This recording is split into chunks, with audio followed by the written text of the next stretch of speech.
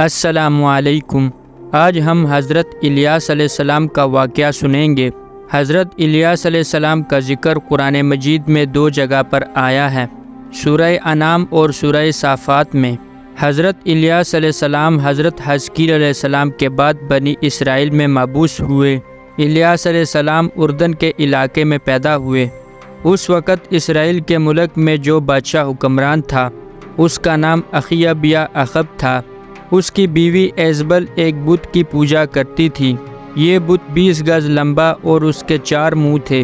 اس بت کا نام بعل تھا اور اس نے بعل کے نام پر ایک بڑی قربان گاہ تعمیر کر کے بنی اسرائیل کو بت پرستی کے راستے پر لگا دیا تھا۔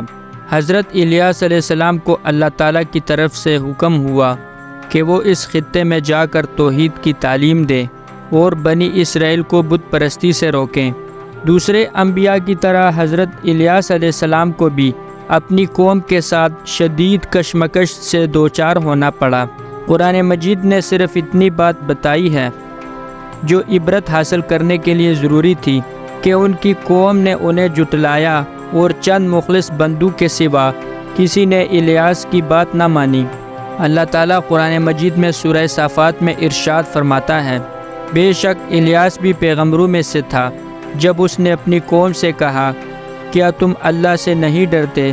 کیا تم بعل نامی بت کو پوجتے ہو اور اس کو چھوڑ بیٹھے ہو جو سب سے بہتر پیدا کرنے والا ہے؟ وہ معبود تمہارے اور تمہارے اگلے باپ دادو کا بھی پروردگار ہے۔ پس انہوں نے اس کی تکذیب کی۔ یقیناً وہ گرفتار کر کے حاضر کیے جائیں گے، مگر ہاں جو اللہ کے برگزیدہ بندے تھے، اور ہم نے پیچھے آنے والوں کو الیاس کے لیے یہ بات رہنے دی کہ الیاسین پر سلام ہو۔ بے شک اللہ نیکوکاروں کو ایسا ہی صلہ دیا کرتے ہیں۔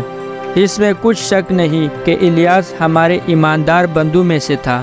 حضرت الیاس علیہ السلام نے اسرائیل کے بادشاہ اخیب اور اس کی بیوی کو بعل نامی بت کی پوجا سے روک کر توحید کی دعوت دی، مگر 1-2 حق پسند افراد کے سوا کسی نے آپ کی بات نہ مانی، بلکہ آپ کو طرح طرح سے پریشان کرنے کی کوشش کی۔ یہاں تک کہ بادشاہ اور اس کی بیوی ایزبل نے آپ کو شہید کرنے کے منصوبے بنائے۔ جب آپ علیہ السلام کو اس منصوبے کا پتہ چلا تو آپ علیہ السلام نے ایک غار میں پناہ لی اور عرصہ دراز تک وہی مقیم رہے۔ اس کے بعد آپ علیہ السلام نے اللہ تعالیٰ کی بارگاہ میں دعا کی کہ اسرائیلی لوگ قحط سالی کا شکار ہو جائیں، تاکہ آپ ان کو قحط سالی کو دور کرنے کے لیے معجزات دکھائیں تو شاید وہ ایمان لے آئیں۔ چنانچہ اللہ تعالیٰ نے انہیں شدید قحط سالی میں مبتلا کر دیا۔ 3 سال تک بارش نہ ہوئی۔ 3 سال کے بعد حضرت الیاس علیہ السلام اللہ کے حکم سے بادشاہ سے ملے اور اس سے کہا کہ یہ عذاب اللہ کی نافرمانی کی وجہ سے ہے۔ اگر تم اب بھی باز آ جاؤ تو یہ عذاب دور ہو سکتا ہے۔ اس کے بعد الیاس علیہ السلام نے بادشاہ سے کہا کہ تم اپنے بت بعل کو قربانی پیش کرو اور میں بھی اللہ کے نام پر قربانی پیش کروں گا۔ جس کی قربانی کو آسمانی آگ کھا کر بھسم کر دے اس کا دین سچا ہوگا۔ چنانچہ بادشاہ اس بات پر راضی ہو گیا اور کوہ کرمل کے مقام پر سب جمع ہو گئے۔ جو لوگ بت کے پجاری تھے انہوں نے اپنی قربانی پیش کی اور صبح سے دوپہر تک بعل کو التجائیں کرتے رہے، مگر کوئی جواب نہ آیا۔ اس کے بعد الیاس علیہ السلام نے اپنی قربانی پیش کی۔ اس پر آسمان سے آگ نازل ہوئی اور اس نے آپ کی قربانی کو بھسم کر دیا۔ یہ دیکھ کر بہت لوگ سجدے میں گر گئے اور ان پر حق واضح ہو گیا، لیکن بعل کے پجاریوں نے اب بھی نہ مانا۔ اس واقعہ کے بعد موسلادھار بارش ہو گئی اور وہ خطہ پانی سے نہال ہو گیا، لیکن بادشاہ کی بیوی ایزبل کی آنکھ اب بھی نہ کھلی اور آپ علیہ السلام پر ایمان لانے کے بجائے آپ کی دشمن ہو گئی اور آپ کو قتل کرانے کی تیاریاں شروع کر دی۔ یہ سن کر الیاس علیہ السلام وہاں سے چلے گئے اور بنی اسرائیل کے دوسرے ملک یہودیہ میں تبلیغ کرنی شروع کر دی، کیونکہ رفتہ رفتہ وہاں بھی بت پرستی پھیل چکی تھی۔ آپ علیہ السلام وہاں کے لوگوں کو تبلیغ کرتے رہے اور چند سال کے بعد دوبارہ اسرائیل میں تشریف لائے اور پھر سے بادشاہ کو راہ راست پر لانے کی کوشش کی، مگر وہ بدستور اپنی سرکشی پر قائم رہے، یہاں تک کہ ان کو بیرونی حملوں اور مہلک بیماریوں کا شکار بنا دیا گیا۔ اس کے بعد اللہ تعالیٰ نے اپنے نبی کو واپس بلایا شیطان بال بت میں بیٹھ گیا تھا اور اس کے پجاری باہر سے بات کرتے تو شیطان اندر سے جواب دیتا کہ تمہارا خدا یہ کہتا ہے۔ پھر بادشاہ اور تابعین اس کے موافق عمل کرتے۔ بنی اسرائیل جو حضرت یوشع بن نون کے زمانے کے وہاں اس شہر میں رہتے تھے وہ بھی اس بت کے پجاری ہو گئے۔ تو حضرت الیاس علیہ السلام ایک پہاڑی میں 7 سال تک چھپے رہے اور سوائے گھاس وغیرہ کے کچھ خورد و نوش نہ تھا۔ بادشاہ نے بڑی تلاش کی لیکن کسی طرح بھی الیاس علیہ السلام نہ ملے۔ پھر بادشاہ کا بیٹا سخت بیمار ہو گیا، تمام معالج عاجز ہو گئے۔ بغل بت کی بڑی پوجا کی گئی لیکن کچھ نہ بنا۔ بال کے پجاریوں نے بادشاہ سے کہا کہ تم سے بغل بت ناراض ہو گیا ہے کیونکہ تو نے حضرت الیاس علیہ السلام کو قتل نہیں کیا۔ پھر بادشاہ نے 400 آدمی حضرت الیاس علیہ السلام کی تلاش میں بھیجے۔ ہر جگہ ہر پہاڑی کے غار میں آواز دیتے اور کہتے اے الیاس علیہ السلام سامنے آ، ہم ایمان لے آئے ہیں۔ اور بادشاہ بھی ایمان لے آیا ہے۔ حضرت الیاس علیہ السلام نے ظاہر ہونا چاہا لیکن خدا تعالیٰ نے روک دیا کہ یہ منافقانہ چال ہے۔ تب الیاس علیہ السلام نے دعا کی کہ یا اللہ اگر یہ لوگ سچے ہیں تو مجھے ان پر ظاہر کر، اور اگر جھوٹے ہیں تو ان پر آگ برسا دے۔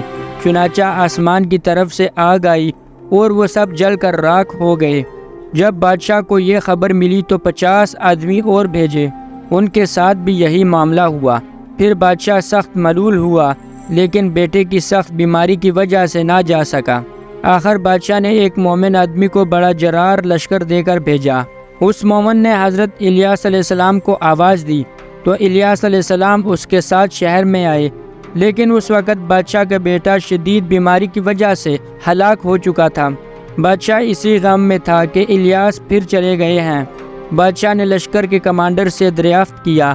اس مومن نے کہا میں بھی آپ کے لڑکے کے غم میں مبتلا تھا، مجھے پتہ نہیں کہ الیاس علیہ السلام کہاں چلے گئے ہیں۔ بڑی مصیبتیں گزارنے کے بعد حضرت الیاس علیہ السلام ایک عورت کے گھر میں رہے۔ اس عورت کا جوان بیٹا بیمار تھا۔ الیاس علیہ السلام نے دعا کی، وہ ٹھیک ہو گیا۔ وہ جوان لڑکا حضرت الیسع علیہ السلام تھے جو آپ کے بعد نبی ہوئے، اور حضرت الیاس علیہ السلام نے اپنے لیے دعا کی۔ پھر وہ نورانی گھوڑے پر سوار ہو کر اڑ گئے۔ مورخین و مفسرین کے نزدیک یہ مسئلہ بھی زیر بحث آیا ہے کہ حضرت الیاس علیہ السلام زندہ ہیں یا وفات پا چکے ہیں۔ تفسیر مظہری میں حضرت علامہ بغوی رحمۃ اللہ علیہ کے حوالے سے جو طویل روایت بیان کی گئی ہے اس میں یہ لکھا گیا ہے کہ حضرت الیاس علیہ السلام کو آتشین گھوڑے پر سوار کر کے آسمان کی طرف اٹھا لیا گیا تھا، اور حضرت عیسیٰ علیہ السلام کی طرح یہ بھی زندہ ہیں۔ ابن کثیر میں لکھا گیا ہے کہ جب کفار اپنے وعدے سے پھر گئے اور اپنے کفر پر اڑ گئے تو آپ علیہ السلام نے یہ حالت دیکھ کر اللہ تعالیٰ سے دعا کی کہ انہیں اپنی طرف لے لے۔ حضرت الیاس علیہ السلام کی اس دعا کے بعد انہیں حکم ملا کہ وہ ایک جگہ جائیں اور وہاں انہیں جو بھی سواری ملے اس پر سوار ہو جائیں۔ جب آپ علیہ السلام وہاں پہنچے تو آپ کو ایک نورانی گھوڑا دکھائی دیا جس پر آپ سوار ہو گئے، تو اللہ نے آپ علیہ السلام کو بھی نورانی کر دیا اور اپنے پرو کے ساتھ اڑنے لگے۔ باقی اللہ بہتر جانتا ہے۔